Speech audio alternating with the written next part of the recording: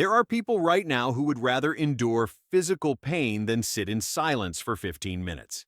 They'll fill every quiet moment with music, podcasts, television, conversation, any noise at all to prevent the silence from settling. And if you think this is just about enjoying stimulation or preferring background noise, the neuroscience reveals something far more disturbing. The brain that can't tolerate silence is often a brain that's terrified of what emerges when external noise stops.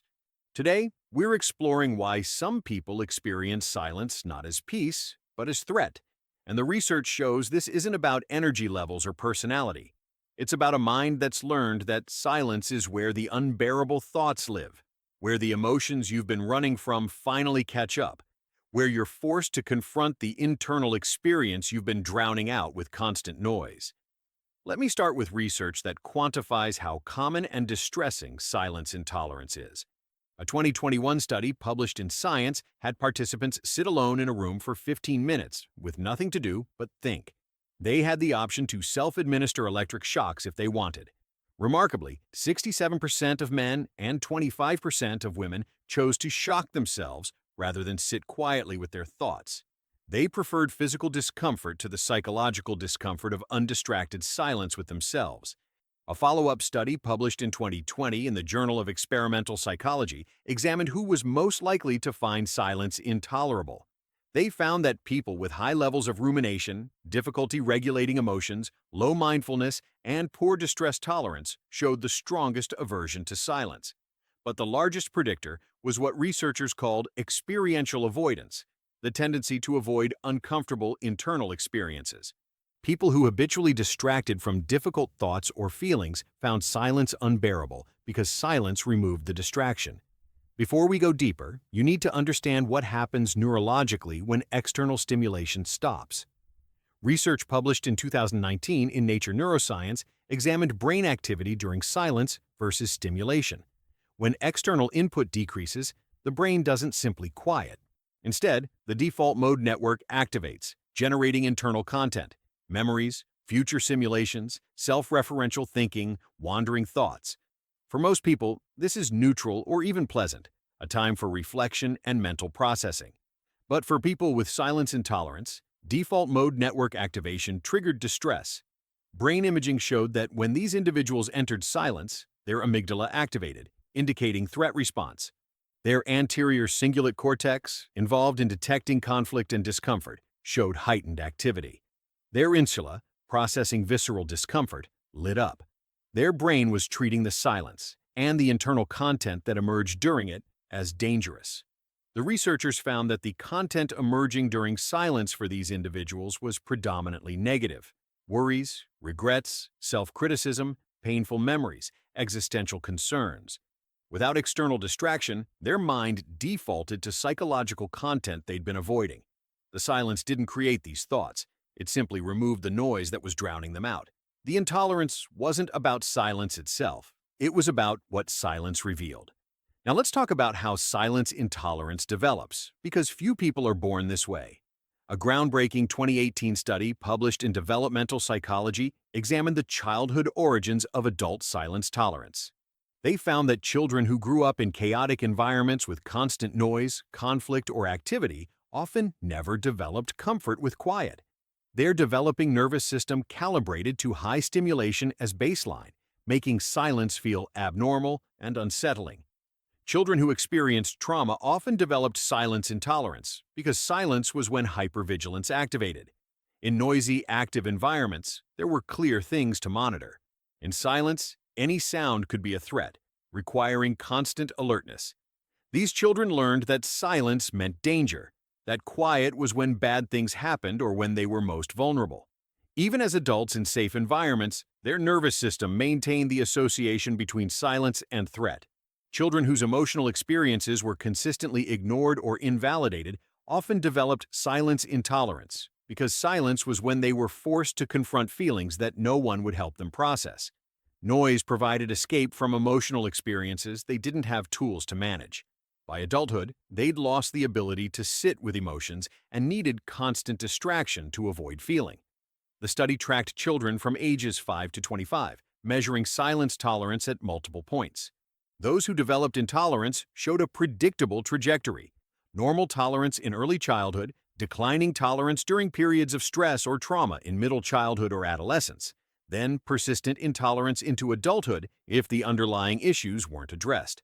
The pattern that started as situational avoidance became a generalized inability to tolerate quiet. Let's examine the specific fears and discomforts that silence triggers. A 2020 study published in Emotion had silence-intolerant individuals describe what happened when they were forced into quiet. Several consistent patterns emerged. The most common was rumination activation. When it's quiet, my mind goes to dark places. I start thinking about everything that's wrong. All my worries come flooding in. For these individuals, silence removed the distraction that kept ruminative thought patterns at bay. Brain imaging during forced silence showed that these individuals entered ruminative loops within 90 seconds of silence onset. Their medial prefrontal cortex, involved in self-referential thinking, became hyperactive. Their default mode network showed what researchers called sticky patterns, where thoughts became repetitive and difficult to shift from. The rumination wasn't caused by silence. Silence simply removed the interruptions that normally broke the ruminative cycles. The second pattern was confrontation with difficult emotions. Silence makes me feel how sad, angry, anxious I actually am. I can't avoid my feelings when it's quiet. The noise keeps the emotions away. These individuals used constant stimulation as emotional regulation strategy. The external input occupied attention that would otherwise be consumed by emotional processing. When the input stopped, the unprocessed emotions demanded attention.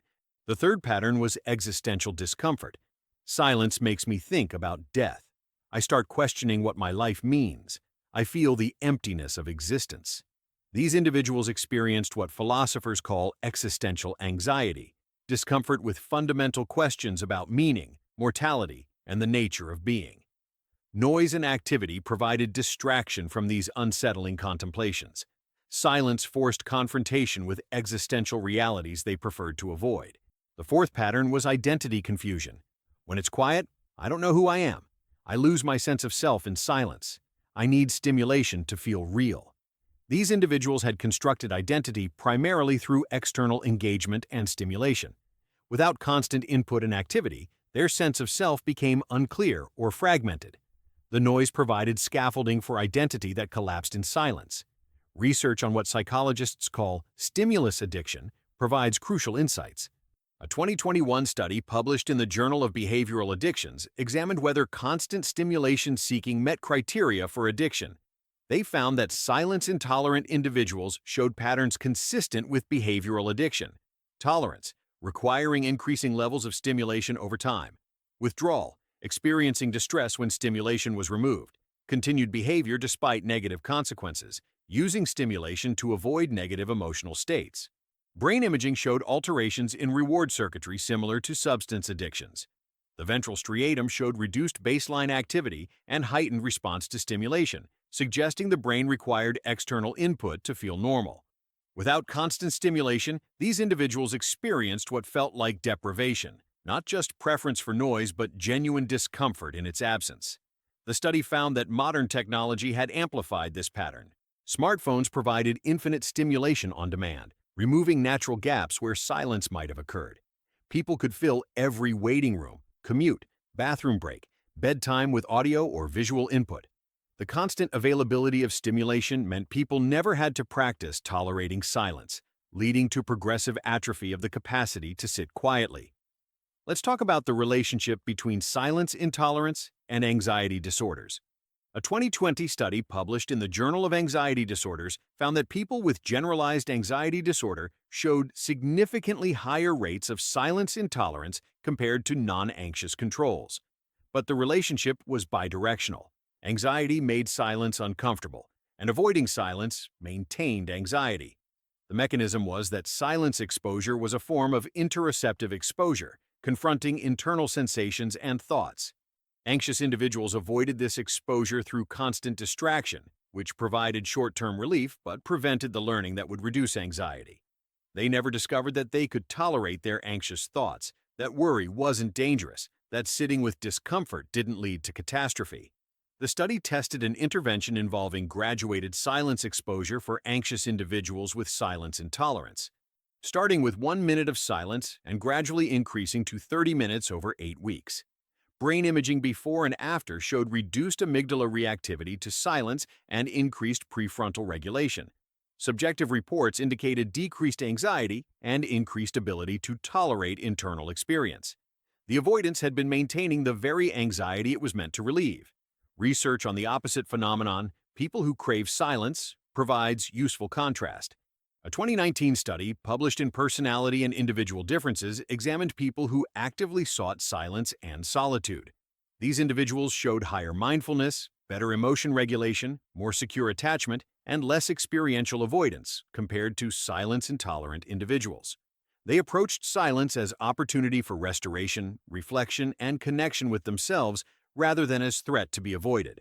Brain imaging showed that when silence-seeking individuals entered quiet, their default mode network activated in organized, flexible patterns rather than stuck, ruminative ones. Their amygdala remained calm. Their insula processed internal sensations without distress. They'd learned that internal experience was tolerable and often valuable. The silence was friend, not enemy. The researchers proposed that the difference wasn't innate temperament but learned relationship with internal experience. Silence-seeking individuals had developed what therapists call distress tolerance, the ability to experience uncomfortable thoughts and feelings without needing to escape or fix them immediately. Silence-intolerant individuals lacked this capacity and therefore needed constant external distraction to manage internal states.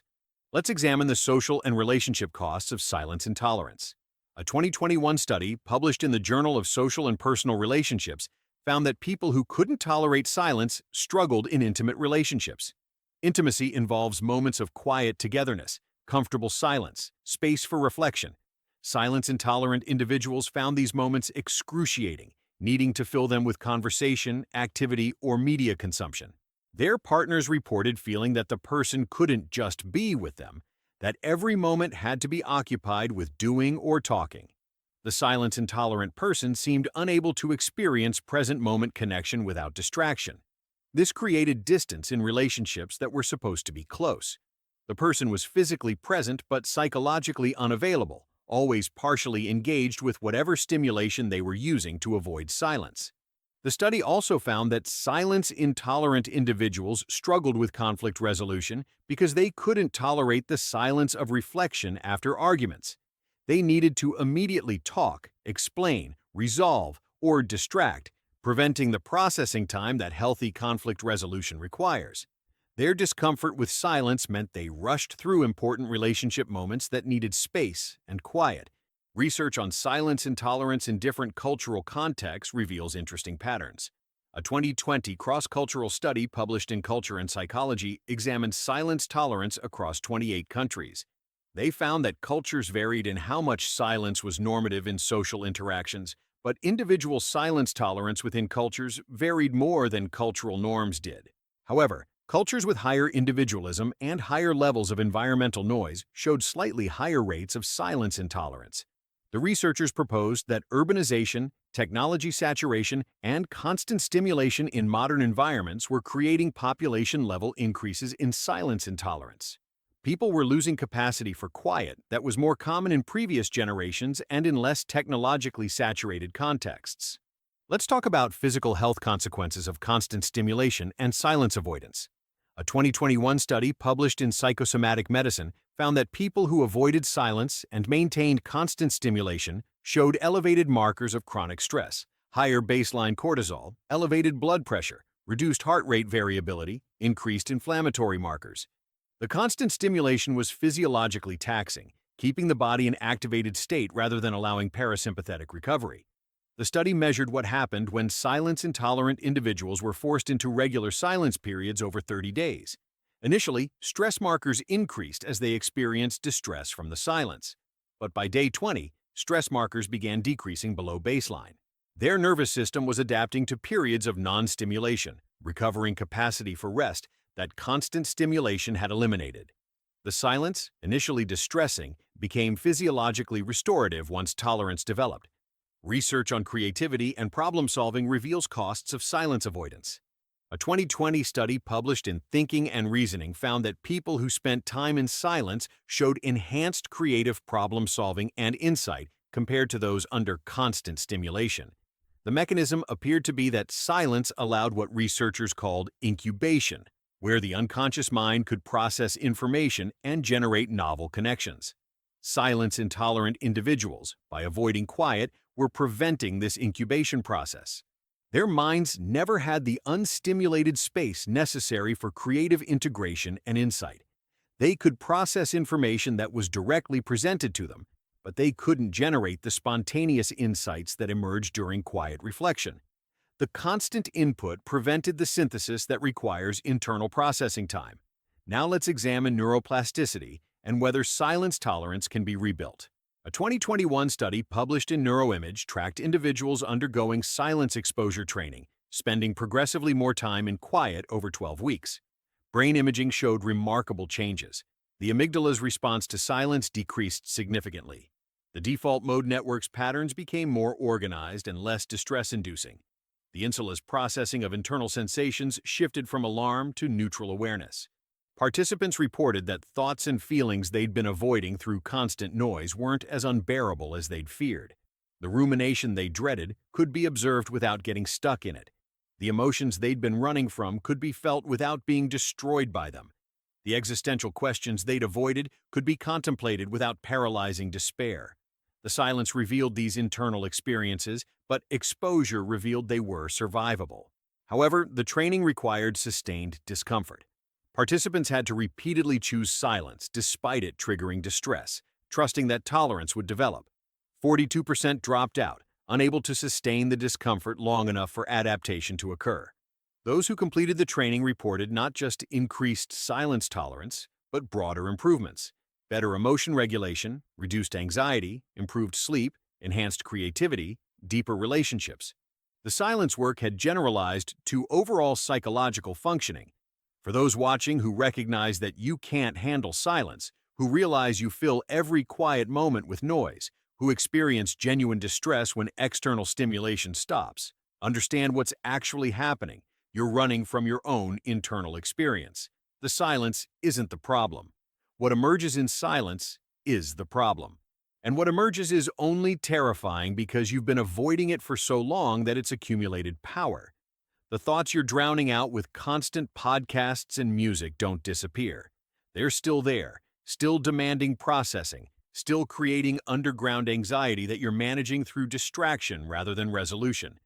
The emotions you're escaping through constant busyness and noise don't evaporate. They're accumulating, waiting for the inevitable moment when distraction fails and you're forced to feel what you've been avoiding. The silence you fear is actually the space where healing happens, where thoughts get processed rather than accumulated, where emotions get felt and released rather than suppressed and stored, where you discover that your internal experience, while sometimes uncomfortable, is survivable. Every moment you fill with noise to avoid silence is a moment you're choosing distraction over healing, avoidance over growth. I'm not suggesting you need to sit in monasteries in total silence or that all noise is avoidance. Music, podcasts, conversation, these can be genuine enjoyment, not just escape.